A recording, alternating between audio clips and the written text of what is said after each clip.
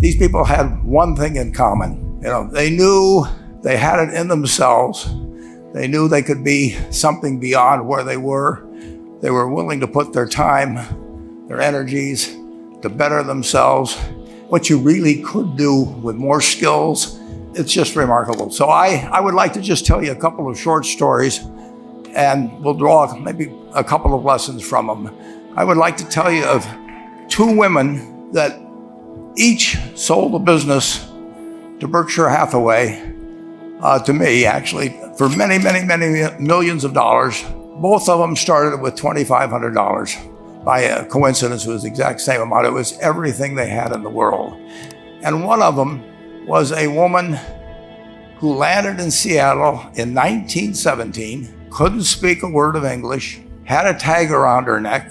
The tag said Fort Dodge, Iowa. The Red Cross got her to Fort Dodge, where she was reunited with her husband who had come to the country a couple of years earlier. And she lived in Fort Dodge for 2 years. And as she put it, she felt like a dummy. She couldn't pick up the language. She couldn't learn a word. And so she and her husband decided to move to Omaha. So they came to Omaha in 1919. And there she found a small colony of Russian Jews, so she started feeling more at home. And then as her oldest daughter went to school, she would come home, this daughter, Frances, and she would teach her mother the words she'd learned in school that day. And this woman, Rose Blumpkin, spent 20 years saving money, bringing first her siblings over, her mother and father, $50 at a time. She sold used clothing to do it. She had 4 children during this period. And by 1937, after 20 years, she'd saved $2,500. She went to Chicago and she bought what she could of furniture. Her dream had always been to open a furniture store.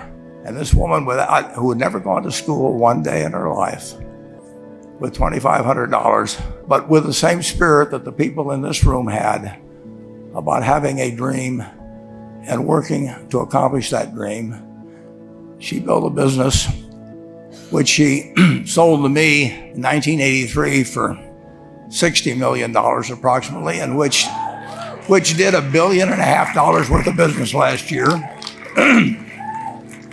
The 4th generation is working in that business. This woman, Rose Blumpkin, she worked for me until she was 103.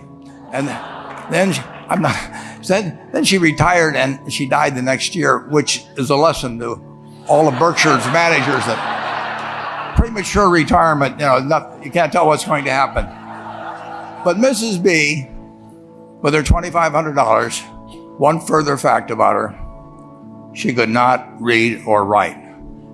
And she went into a furniture business, and she didn't bring anything unique in furniture, but she brought a determination to succeed. She knew she could outwork anyone else. She knew she cared about her customers.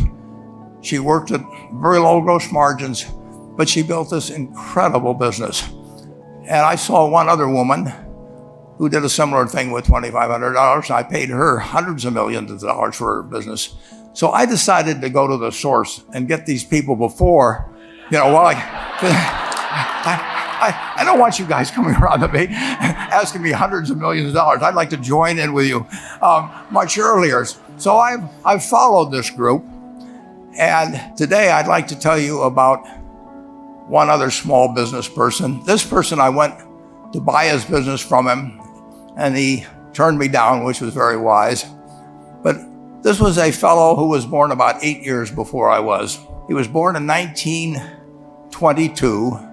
We'll call him Jack, lived in the Midwest. He was a pretty good athlete, didn't like school much. And I'm going to tell you one thing early in the story. Maybe you can figure out who the guy was. The company he built hires more college graduates each year than any other company in the United States. And this fellow, who was destined for this but did not know it, Jack, went to college for a year and then dropped out. He really wasn't that interested in school. And the year he dropped out was 1941. And when the the United States became under attack, he went down to the Army Air Force recruiting station, volunteered, and they turned him down because he had hay fever.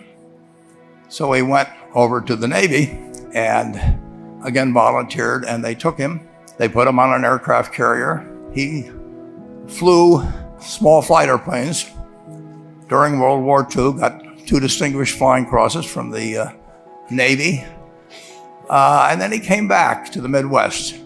So now we've got a young guy. Probably by this time he would be 23 or 24 years old. And the interesting thing is, he got back to the Midwest, and he actually kind of went from one job to another for a short period of, or not such a short period of time. And he finally became a used car salesman at a Cadillac dealership in St. Louis, Missouri. And at age 35, having moved up in the organization, the sales organization, he said to his boss, "Could I go into car leasing business with you?" The boss said, "Well, if you'll cut your salary in half and you'll come up with," I think it was $25,000, which he borrowed, "we can become partners in a car leasing company." So my friend Jack started at age 35 in the car leasing business. And he had 7 cars. It was pretty slow. In fact, one of the things he did was whenever the phone rang, he let it ring 3 or 4 times so people would think that he was very busy answering other phones. And of course, it was the only call he was going to get all day. So his first venture was okay, but it wasn't really going to go anyplace. And there's a lesson in this for all of us. At age 40, he decided, with 17 vehicles, 17 cars, he was going to go into competition in the rent-a-car business. So now he's taking on Hertz and Avis and National and people like that who have hundreds and hundreds of thousands of cars. And he's got 17 cars, and his cars aren't any different than theirs. I mean, he's buying them from General Motors or Ford or Chrysler. And he can't get the airport locations. Those companies have them all sold up. But he was determined that he would basically offer the customer, can't offer him a different car, but he can offer them friendlier service than they've ever seen. And so he started a company. He named it after the battleship that he'd flown from in the Pacific, which was the USS Enterprise. And he died about a year and a half ago. But when he died, his rent-a-car company, starting with those 17 cars, was worth more than Hertz and Avis and all the rest of the rental cars put together. The man's name was Jack Taylor, and his son, Andy Taylor, is a good friend of mine, runs the business now. A grandchild is in the business. There'll probably be a 4th generation along the line. So this man, in the United States, he didn't invent artificial intelligence. He didn't do anything that, just like Mrs. B selling furniture, I mean, that any one of us could have entered those businesses.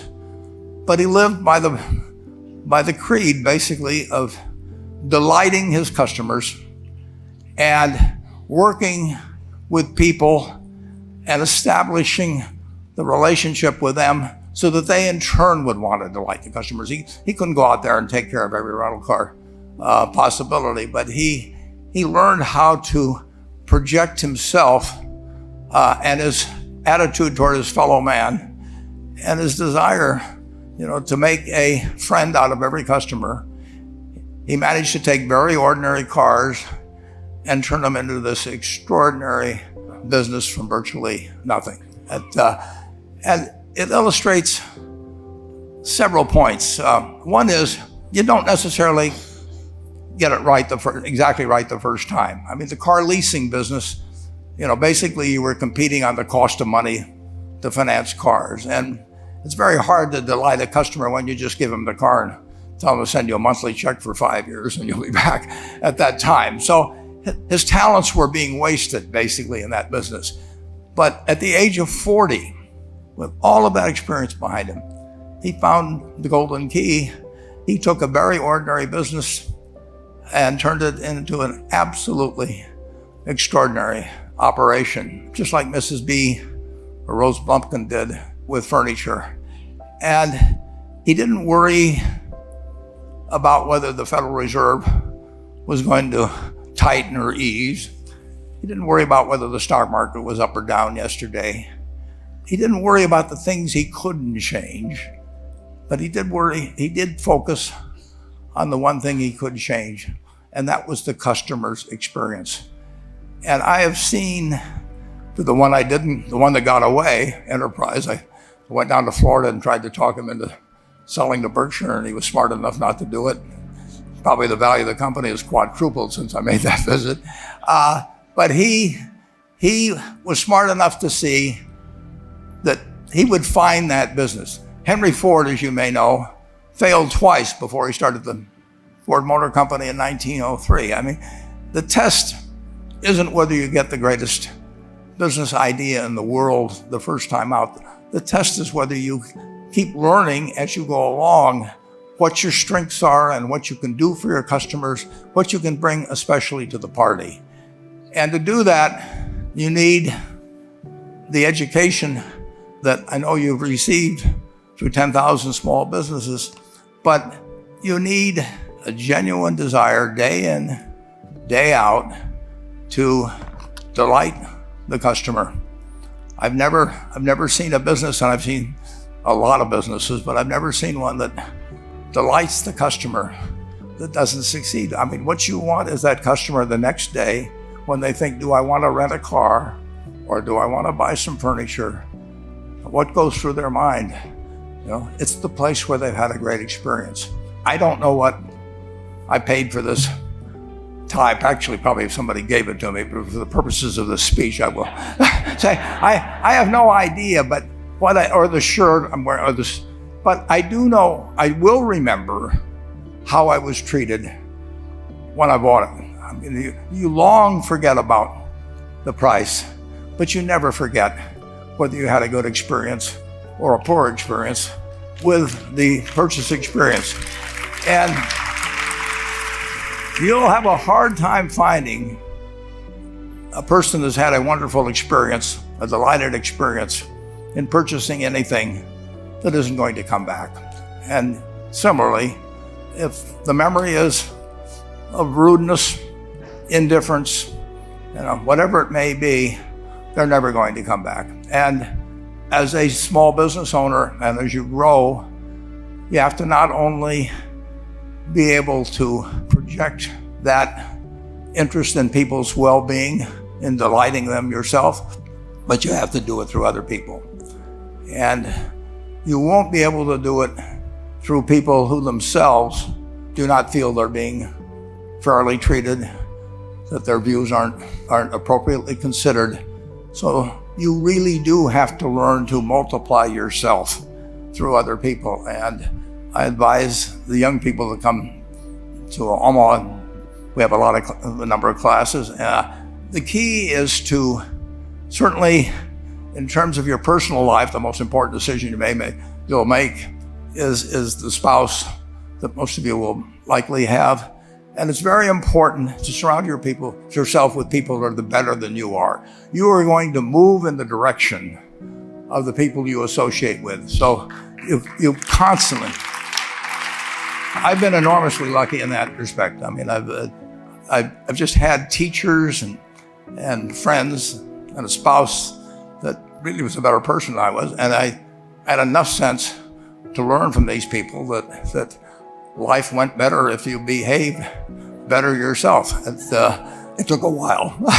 So I advise you to seek out, as your partner in business, your partner in life, whatever it may be, look for the people that actually are examples to you rather than somebody that you think you need to straighten out yourself. And simple rules like that, delighting customers, working through other people, associating with people that will cause you to move in a better path than you might otherwise have, they will take you so far in life that it's hard to believe. I mean, they took Rose Blumpkin without being able to speak a word of English, couldn't read or write, and they took her to what is now a $1.5 billion business. And incidentally, there's been no money put in it since the $2,500. That's been the total capital paid into the Nebraska Furniture Mart. And I think if you looked at enterprise, I don't know their books the same way, but my guess is that very little equity capital has been added to enterprise over the years. The business built on itself. So I want to tell you, I admire this group enormously. When I met Dr. Mello's class on September 22nd, 8 years ago, I was thrilled. And I admire people that are doing what you have done. Working hard at your job at the same time, you took on an added, really, lot of hard work to further your skills. 99% graduate. I mean, that's a mind-blowing statistic. And I'm looking at 2,200 people here who I admire. I'm cheering for you, and I can tell you the best is yet to come. Thank you.